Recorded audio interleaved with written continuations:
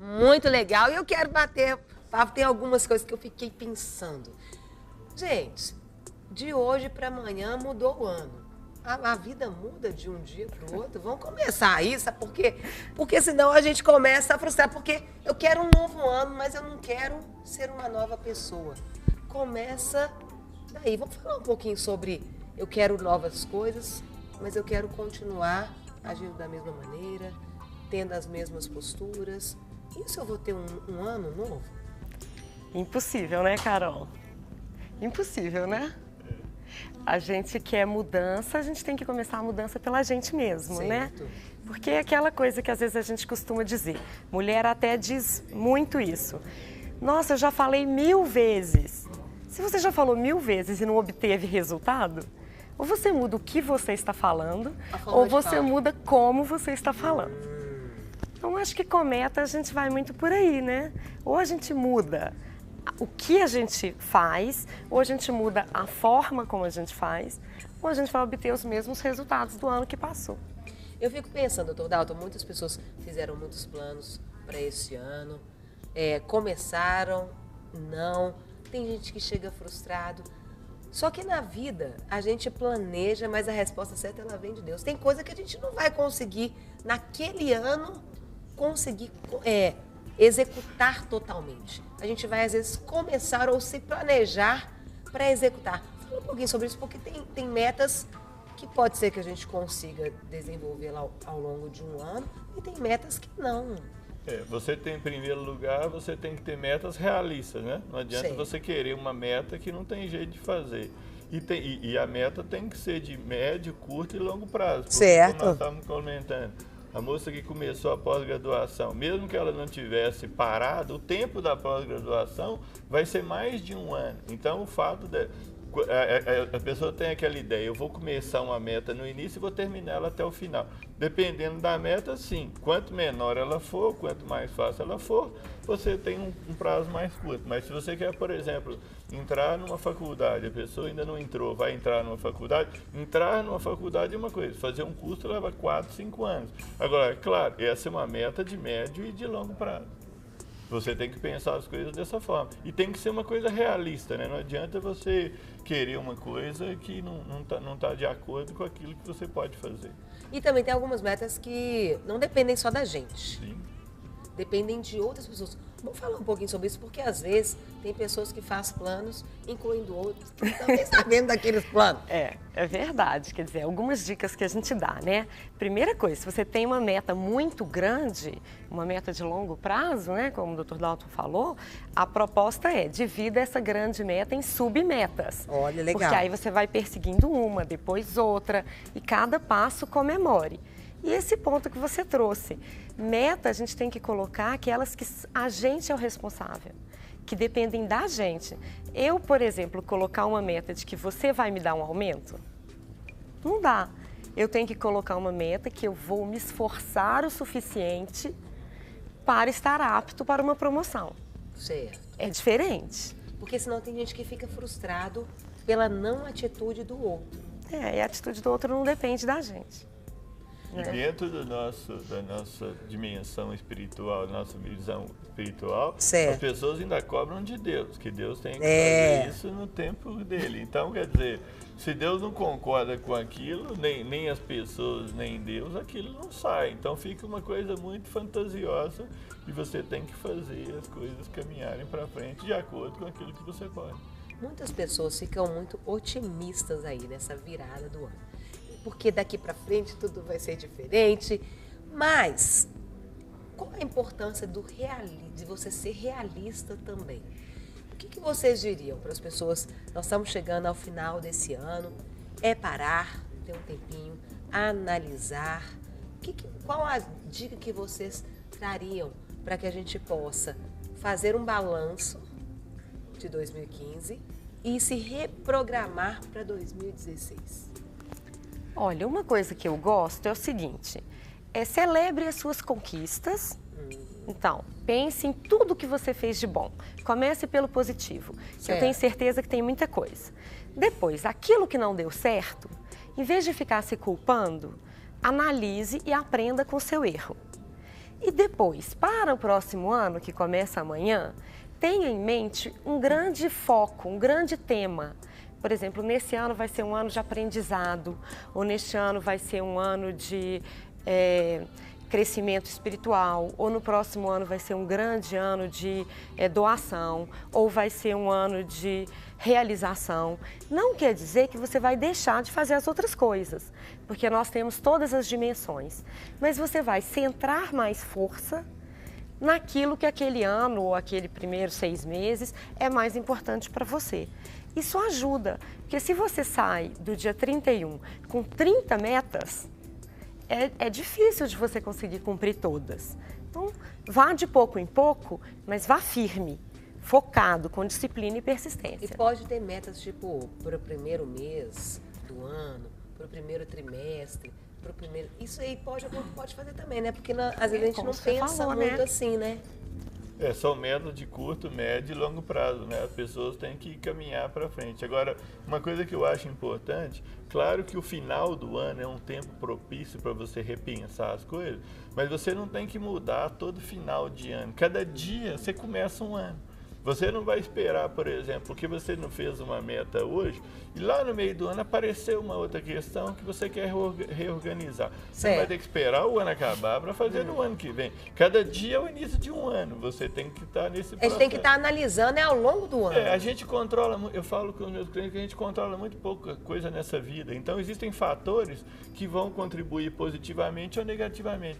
Pode surgir para você, para mim, para ela, uma proposta que hoje nós nem pensamos nela. Alguém pode te propor uma coisa que você não estava no seu... Aí você vai repensar.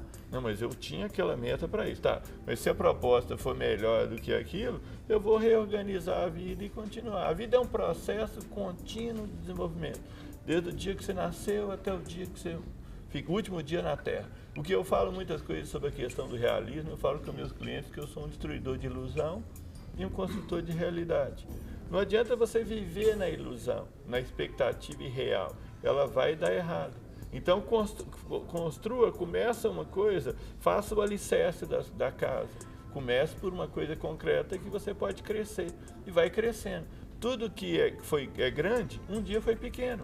Nada nasce grande. Um prédio de 25 andares não nasceu de uma hora para outra. Ele não foi construído de uma hora para outra. As pessoas querem dar... Normalmente, as pessoas, quando elas estão atrasadas, elas deixaram de fazer muitas coisas, elas querem dar um passo grande. É como se você fosse subir uma escada e pulasse 10 degraus de uma vez. Como eu tenho 10 anos de atraso, e se eu estivesse subindo um degrau por ano, eu vou querer subir os 10. Você dá aquele passo alto, e muitas vezes inadequado, cai e volta lá de novo. E pode machucar, né? E além de machucar, né? Porque isso você... E uma coisa que preocupa muito com o crente é se ele achar que Deus tem a obrigação de fazer aquilo.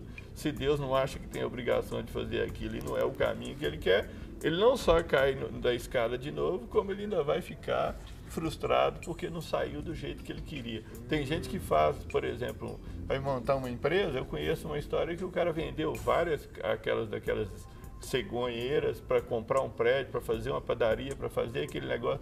Fez um negócio de última geração. Só que não tinha capital de giro para segurar. É a importância das submetas, né, que eu falo. Quer dizer, você tem que fazer aquele planejamento. Se você quer uma coisa muito grande, como você falou, começa pequeno. Quais são as condições que eu preciso para chegar lá? Então, ele tinha que ter feito primeiro um planejamento do capital. É o que as pessoas muitas vezes fazem. Elas abrem uma empresa, mas não tem o capital de giro. Quer dizer, ela está imaginando que vai dar tudo certo. Espera aí. Você tem que ter um pouco de controlar as coisas, pensar aquilo que dá no seu... Uma coisa que é importante também nessa linha que você está comentando, Carol, é, por exemplo, você sabe que você vai enfrentar obstáculos. Certo. Não adianta a gente achar... Então, eu fiz as minhas metas, tirei lá 5 metas, por exemplo, dentro de um grande tema importante para mim. E acho que vai tudo correr perfeitamente. É como o senhor comentou, pode haver problemas ou pode haver facilitações. Nós não controlamos realmente tudo. Então, você tem que estar preparado para os obstáculos. Na hora que você estiver hoje à noite, pensando lá no seu plano, pensa, eu vou fazer isso. Tá, mas e se isso não sair exatamente como eu quero? E se? Eu posso fazer aquilo. E se? Aí eu posso fazer aquilo outro. Ou seja, você pode desenvolver algumas estratégias para contornar os obstáculos, porque obstáculos surgem na vida de todos. Eu achei interessante essa colocação, que eu trabalho com meus clientes. A preparação psicológica para a vitória implica você lidar com o obstáculo. Porque a pessoa excessivamente otimista, que para mim chega na questão da pessoa que tem uma perspectiva ilusória, ela está achando que vai dar tudo certo. Eu falo com meus clientes, é fácil você fazer uma planilha de tudo que você vai fazer. Sim. Só que na hora que você vai viver, as coisas não saem exatamente como você planejou. Então a pessoa acha que se eu quero, eu acredito em mim, eu posso, eu vou fazer, ela acha que não existe o obstáculo. Não tem como não ter obstáculo, porque nada é perfeito e nada sai do jeito que você quer. E as pessoas que chegaram mais longe, veem no obstáculo um aprendizado para crescer. Uma oportunidade, né? A dificuldade das pessoas, muitas vezes, quando ela é muito insegura, ela imagina que vai ser fácil. Quando ela começa, ela vê a dificuldade e para. A pessoa tem que entender que a dificuldade faz parte, o obstáculo faz parte. Passar por ele é uma forma de crescimento. E é fundamental. Você não pode tirá-lo. Eu quero obstáculo, se for depender de mim, é claro que eu não quero obstáculo. Só que não depende de mim porque eu não controlo tudo. Não é que eu queira o obstáculo, mas eu tenho que lidar com ele. Aí eu falo com meus clientes, muitas vezes no sentido psicológico, para você não ficar nervoso. Porque muitas vezes o ser humano, quando ele está muito afetado emocionalmente, ele não consegue pensar. Então eu falo assim, prepara várias coisas na cabeça, as possibilidades, e se. Porque na hora daquilo, você já tem uma ideia. Agora, se eu for com o peito aberto, achando que tudo vai dar certo, que Deus vai abrir a coisa, que é uma estrada maravilhosa, que não vai ter nada, não vai ter nem carro. Eu vou estar daqui a qualquer lugar que eu for sem obstáculo, aí ela vai parar no primeiro obstáculo e aí ela volta. Por isso que eu falo que muitas vezes o livro de autoajuda ajuda quem menos precisa. Por quê? A pessoa lê, concorda, entende. Tudo bem, está correto. Só que na hora que ela vai colocar aquilo em ação, em prática, e ela para no primeiro obstáculo, ela volta. Porque ela achou que se ela fizesse isso, aquilo, tudo daria certo. E a vida não é assim. E também uma coisa muito importante é a questão do recomeço, né? Então a pessoa vai encontrar obstáculo.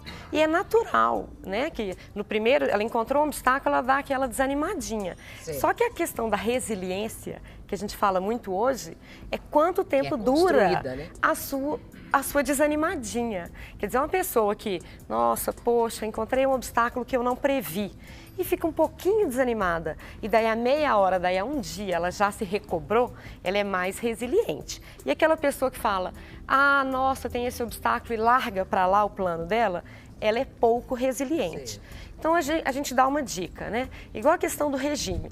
A pessoa fala, ah, eu estou de dieta. Aí chega na casa de alguém, tem um prato maravilhoso, final de ano, ela come, ela escapa do projeto dela. Ela não pode chutar o balde no dia seguinte. Ela tem que falar, poxa vida, não aguentei. Respirar fundo e falar, então agora, imediatamente após, eu volto para o meu plano. Sim. E não falar, ah, então já perdi o plano. E não ficar parada. Não ficar parada, né, naquela culpa. Então ela tem que... Caminhar. Viver um dia de cada vez. São 365 novas oportunidades, né? Gente, eu quero agradecer demais vocês. Muito obrigada. Dr. Dalton, muito obrigada. Deus continue abençoando. Raquel, muito obrigada. Obrigada a vocês pelo convite. Abençoando. Um feliz 2016, né, para vocês, para toda a família. Muita saúde, muita paz. Continue. Muita saúde, muita paz. Muita alegria para vocês. Para você também, Carol, Dr. Dalton, para todos os telespectadores. Para receber todas as novidades do canal, inscreva-se e, se curtir o vídeo, clique em gostei. Aproveite para acompanhar a Rede Super nas redes sociais.